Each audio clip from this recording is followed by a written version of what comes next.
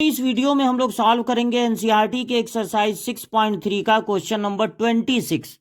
Maxima minima का ये question है और ये एक वर्ड प्रॉब्लम है। Show that semi vertical angle of right circular cone. Cone का ये क्वेश्चन है। गिवन सरफेस एरिया, जिसका सरफेस एरिया दे दिया गया, गिवन है, एंड मैक्सिमम वॉल्यूम, वॉल्यूम को मैक्सिमम करना है। जब वॉल्यूम मैक्सिमम होगा तो हमको यह शो करना है कि उसका सेमी वर्टिकल एंगल, देखिए कोन में तीन मेन टर्म होते हैं, वर्टिकल हाइट, स्लैंट हाइट और रेडियस। वर्टिकल एंगल ये है, वर्टिकल एंगल, और सेमी वर्टिकल एंगल का मतलब हो गया इसका आधा पार्ट। सेमी का मतलब आधा, आधा एंगल। ये हमको शो करना है, इतना होगा। लेकिन हम क्या शो करना है, क्या प्रूव करना है, इस पर पहले ध्यान नहीं देते हैं। मैक्सिमा मिनिमा के क्वेश्चन में हम इस पर ध्यान देते हैं कि क्या चीज कांस्टेंट है और किसको करना है मैक्सिमम। तो यहां पर गिवन सरफेस एरिया, अगर आप सरफेस एरिया को एस से डिनोट करें तो सरफेस एरिया का मतलब होता है टोटल सरफेस एरिया, और कोन का टोटल सरफेस एरिया होता है पाई आर, ब्रैकेट में एल प्लस आर, जहां पर आर है रेडियस और एल है स्लैंट हाइट।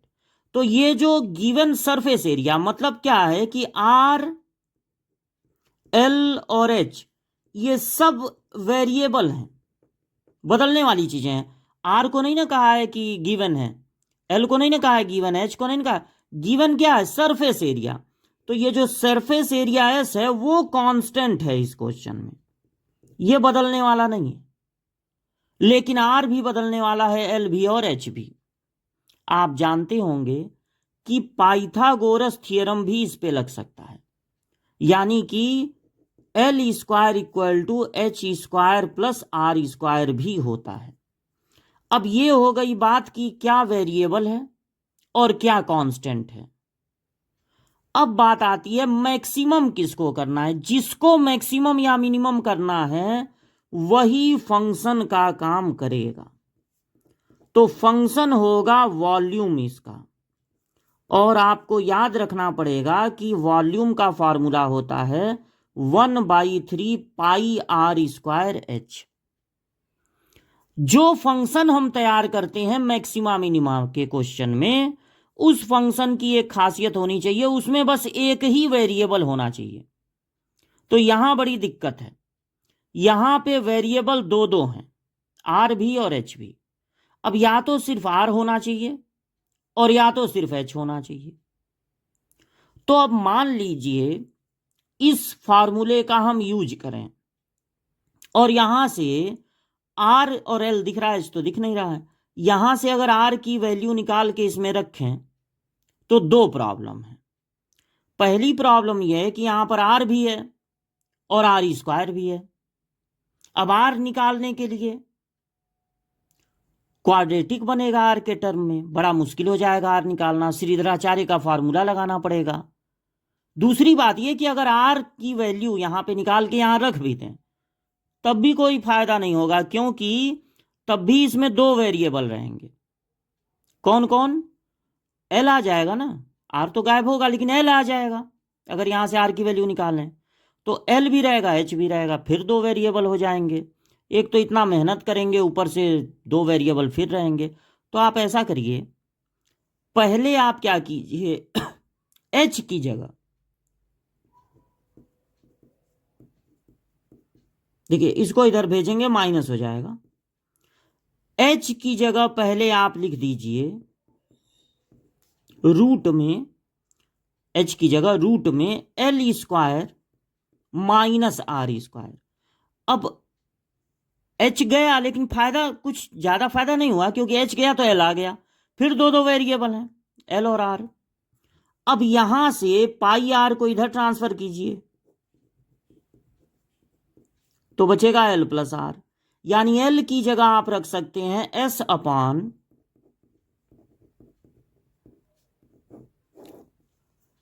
एल की जगह रख सकते हैं S upon pi R minus R, और इस एल का स्क्वायर है तो होल स्क्वायर हो जाएगा माइनस आर स्क्वायर। अब इसको देखिए और बताइए कि इसमें कितने वेरिएबल हैं। अब इसमें बस एक ही वेरिएबल है और वो है आर, क्योंकि इस क्वेश्चन में एस जो है वो कांस्टेंट है, क्योंकि गिवन सरफेस एरिया गिवन। तो अब इसमें एक ही वेरिएबल है।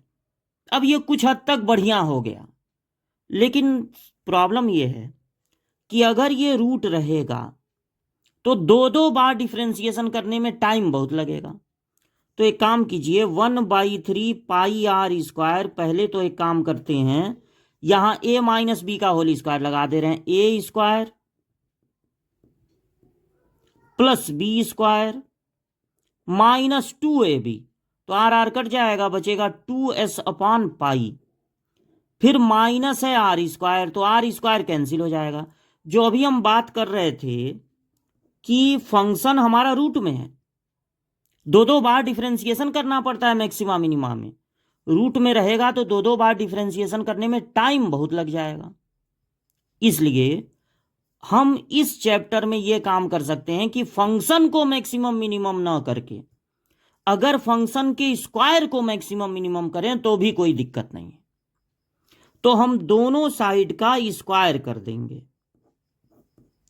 तो यह हो जाएगा 1/9 pi square R to the power 4, और यहां से रूट हट जाएगा स्क्वायर करने पे, रूट के अंदर है S square pi square R square upon में माइनस 2s अपॉन पाई।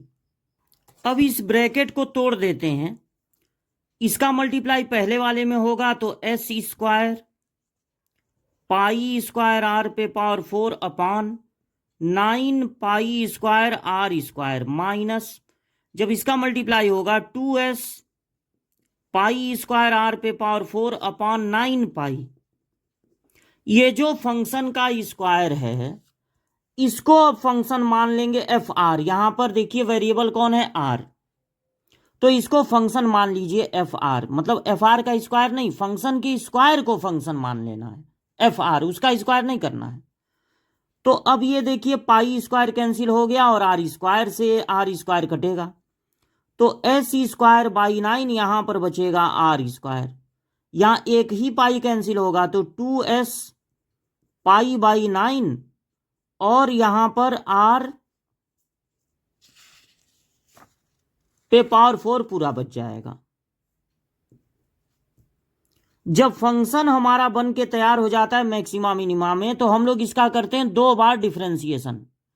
तो जब पहली बार डिफरेंशिएशन करेंगे, सारा रूल आर पर लगाना है, तो एस स्क्वायर बाई 9, और इसका डिफरेंशिएशन हो जाएगा पावर से इंटू पावर 1 कम, यहां 2s पाई बाई 9 और हो जाएगा पावर से इंटू पावर 1 कम। दोबारा डिफरेंशिएशन करेंगे, दो बार डिफरेंशिएशन करना होता है, तो ये हो जाएगा 2s स्क्वायर बाई 9, सारा रूल आर पर लगाना है, आर ही समझिए x है, तो x का डिफरेंशिएशन 1 होता है, तो यहां पर r का 1 हो जाएगा क्योंकि सारा रूल आर पे लगाना है ना। अब 2s पाई बाई 9 और ये 4, और ये हो जाएगा पावर से इंटू पावर 1 कम, तो इस 4 की बजाय इसको 8 लिख ले रहे हैं, 4 2 जा 8, और यहां पावर से इंटू पावर 1 कम। जब दो बार डिफरेंशिएशन हो जाए तो हम लोग पता लगाते हैं क्रिटिकल पॉइंट। अब हम क्या पता लगाएंगे, क्रिटिकल पॉइंट। ये क्रिटिकल पॉइंट क्या होता है, देखिए जब आप किसी फंक्शन का ग्राफ ड्रॉ करते हैं, तो अगर ऊपर उठता हुआ ग्राफ अचानक किसी पॉइंट पे नीचे आने लगे, ऊपर उठता हुआ ग्राफ नीचे आने लगे, या फिर नीचे गिरता हुआ ग्राफ अचानक ऊपर उठने लगे, तो उस पॉइंट को हम लोग कहते हैं क्रिटिकल पॉइंट। क्रिटिकल पॉइंट पे फंक्शन मैक्सिमम भी हो सकता है, मिनिमम भी हो सकता है, इसलिए जब मैक्सिमा मिनिमा का क्वेश्चन लगाते हैं तो क्रिटिकल पॉइंट फाइंड करते हैं। क्रिटिकल पॉइंट पे अगर कर्व का टेंजेंट ड्रॉ किया जाए, टेंजेंट, तो वो होता है एक्स एक्सिस के पैरेलल, इसलिए क्रिटिकल पॉइंट पे फंक्शन का डिफरेंशिएशन 0 हो जाता है। तो क्रिटिकल पॉइंट कैसे फाइंड करते हैं? फंक्शन का जो पहला वाला डिफरेंशिएशन है, फर्स्ट ऑर्डर डेरिवेटिव, उसको करना होता है 0। तो ये हो गया 2s² r/9 minus 4×2 = 8 s πr³ 9 हो गया 0। यानी 2s² r/9 इसको उधर ट्रांसफर कर दे रहे हैं 8s πr³ 9। 9 कट गया, एक एक s कट जाएगा और एक एक r, 2 4 जा 8 हो गया। तो यहां पर सिर्फ s बचा और यहां पर बचा 4πr²। यानी यहां से r की वैल्यू हो जाएगी s/4π में। अब क्रिटिकल पॉइंट तो मिल गया, r की वैल्यू हो जाएगी रूट में s/4π। क्रिटिकल पॉइंट तो मिल गया, लेकिन इस क्रिटिकल पॉइंट पे फंक्शन मैक्सिमम भी हो सकता है, मिनिमम भी। तो अब ये कौन बताएगा कि फंक्शन मैक्सिमम है कि मिनिमम? ये बताएगा डबल डिफरेंशिएशन। जो वैल्यू हमको मिली है उस वैल्यू पे या उस पॉइंट पे कहिए, आपको पता लगाना होगा कि डबल डिफरेंशिएशन पॉजिटिव आ रहा है कि निगेटिव। अब देखिए, अगर आप r² की जगह s/4π लिखते हैं, s/4π, तो पाई कटेगा और 4 2 जा 8 होगा और 2 3 जा यहां पर होगा 6। यहां पे है 2/9 और यहां पे रहेगा 6/9, बाकी s² ही रहेगा। अगर आप r² की जगह s/4π लिखते हैं तो ये रहेगा 2, वो रहेगा 6, माइनस करने पर निगेटिव आएगा। एग्जाम में, बोर्ड एग्जाम में बस आपको ये बता कितना आ रहा है इससे नहीं मतलब है, बस पॉजिटिव है कि निगेटिव है इससे मतलब है। तो निगेटिव आ रहा है। अगर डबल डिफरेंशिएशन निगेटिव आया क्रिटिकल पॉइंट पे, अगर डबल डिफरेंशिएशन निगेटिव आया तो यानी अब फंक्शन का ग्राफ नीचे आएगा। निगेटिव मतलब नीचे आएगा, यानी उस पॉइंट पे फंक्शन हो जाएगा मैक्सिमम। तो इसका मतलब है फंक्शन विल बी मैक्सिमम। अब फंक्शन आप किसको माने थे? भले बाद में स्क्वायर कर दिए थे, फंक्शन आप माने थे वॉल्यूम को, तो फंक्शन हो गया मैक्सिमम। यही आप चाहते थे कि वॉल्यूम मैक्सिमम हो जाए। लेकिन आपको अब देखिए शो क्या करना है, शो ये करना है कि सेमी वर्टिकल एंगल कितना होगा। तो एक बार और उस फिगर को बना लिया जाए, कोण को हमको फाइंड करना है सेमी वर्टिकल एंगल। यानी ये मान लीजिए थीटा है, ये h है, ये l है, ये r है। तो जो हमको मिला है, देखिए s क्या मिला था?